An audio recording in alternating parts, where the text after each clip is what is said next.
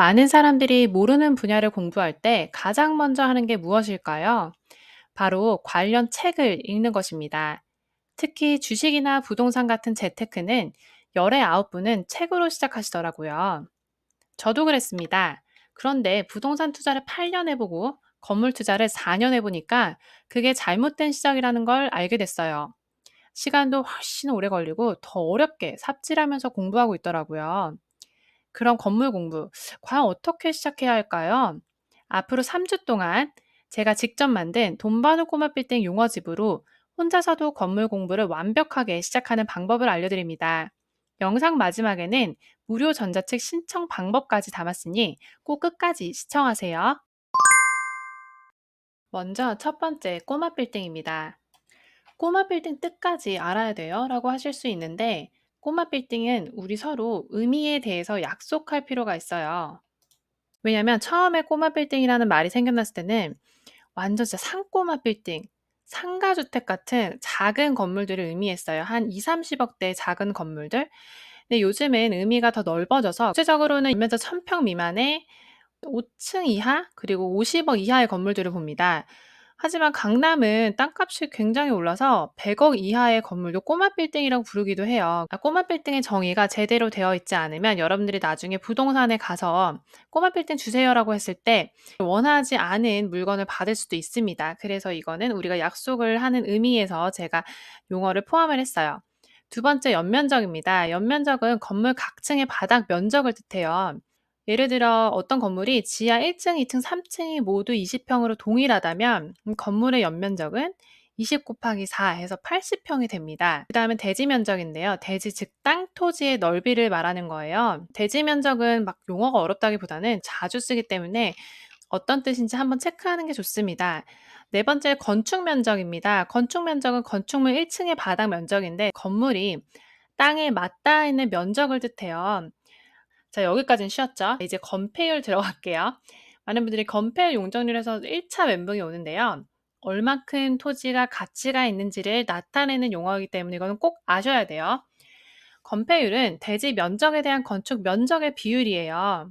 그래서 용적률이랑 같이 해당 지역의 개발 밀도를 가늠하는 척도로 쓰입니다.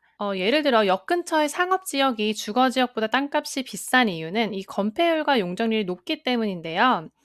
그래서 건폐율과 용적률이 높은 토지는 개발 가치가 높아서 굉장히 인기가 많습니다. 그 다음은 용적률. 이거는 대지 면적에 대한 연면적의 비율이라고 생각하시면 됩니다. 여기에서 주의해야 할 점은 지하층의 면적은 제외입니다.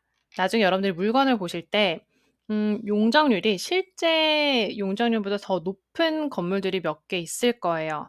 특히 오래된 건물 중에서 그렇게 용적률의 혜택을 받은 건물들이 있는데요. 옛 건물을 부시지 마시고 기존 건물을 활용해서 리모델링 하시는 게 가장 좋습니다. 이런 게 용어를 잘 알면 그리고 그 용어가 주는 의미를 알면 가치가 높은 물건을 우리가 찾을 수가 있다는 거죠. 네. 일곱 번째 지적도입니다. 지적도는 토지가 어디에 있고 무슨 지목이고 그리고 경계가 어떻게 되는지 이렇게 표시한 지도인데요. 지적도를 봐야 하는 이유는 우리가 육안으로 봤을 때 토지 경계가 애매한 걸 확실하게 확인을 할 수 있거든요. 그래서 지적도도 굉장히 중요한 서류입니다. 여덟 번째 토지 단가입니다. 토지 평단가라고 하는데요. 이거는 토지 한 평당 가격을 뜻한다고 보시면 돼요.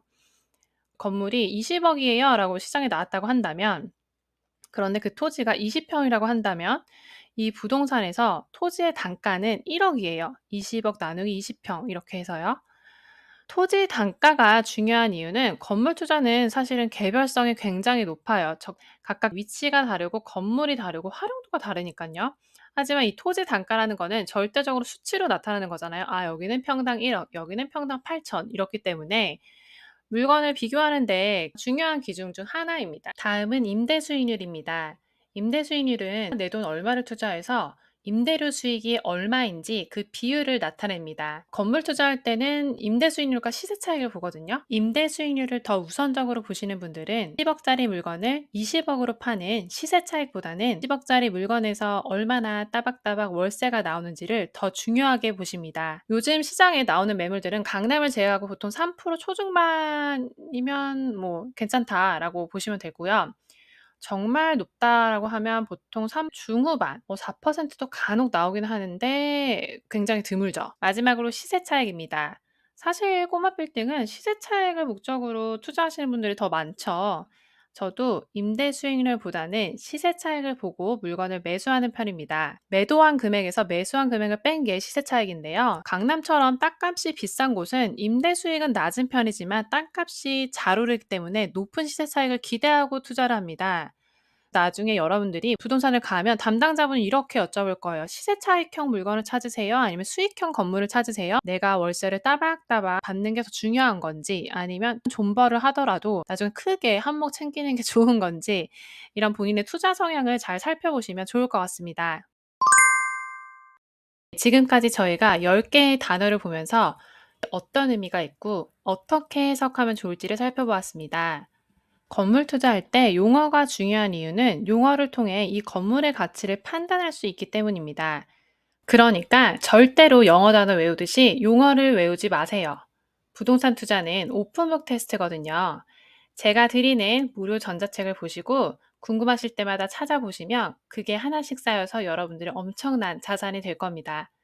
사실 제가 처음 빌딩 공부를 시작할 때는 지금처럼 유튜브나 네이버에 관련된 컨텐츠가 많은 것도 아니고 건물 시장 자체가 굉장히 폐쇄적이어서 정말 힘들었습니다. 제가 어떻게 공부를 시작해야 되는지 어떤 방향으로 가야 할지조차 갈피를 잡지 못하겠더라고요. 제가 그때 느꼈던 어려움이나 막막함을 시원하게 해소할 수 있도록 그리고 저보다 더 좋은 출발선에서 시작할 수 있도록 이 용어집이 여러분들의 큰 도움과 확신을 주었으면 좋겠습니다.